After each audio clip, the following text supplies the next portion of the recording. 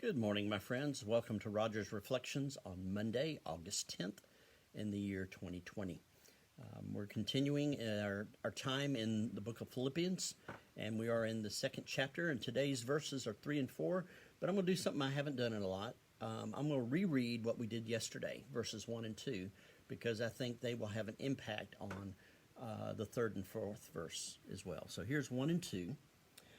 If there is any encouragement in Christ, any consolation from love, any sharing in the Spirit, any compassion and sympathy, make my joy complete. Be of the same mind, having the same love, being in full accord and of one mind.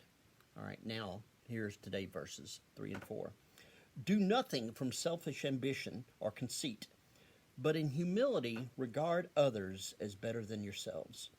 Let each of you look not to your own interest, but to the interest of others. But in humility, regard others as better than yourselves. Oh, that strikes at the core of our ambition, strikes at the sin of pride that lives in each of us. What do you mean I'm responsible for my brother or sister? What do you mean I should lift them up? I know I am better than them. I know I'm smarter than them. I know I'm brighter than them. I know I love better than them. There's all sorts of reasons why. But God says, in humility, and that's where it begins. If we humble ourselves in the name of the Lord, if we humble ourselves, in humility, regard others as better than yourselves. Look out for not for your own interest, but for the interest of others.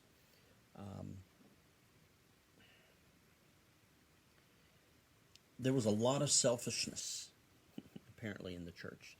A lot of people saying it's me, mine first, And a lot of this comes from, again, the churches of those times were, they're faithful Jews, but there were a lot of Gentiles who were pagan and a lot of people who had no faith whatsoever and lived by the rules of the world. And so they had to be retaught what it meant to live in community.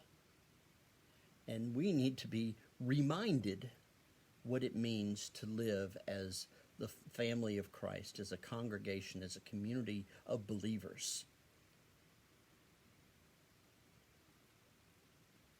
Do nothing from selfish ambition or conceit, but in humility regard others as better than yourselves, and look out not for your own interest, but for the interest of others.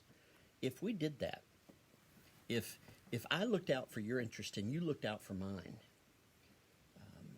can you imagine what that would be like? Can you imagine the good news that would be proclaimed? Can you imagine how attractive people who are fed up with the competitiveness and the divisiveness of the world,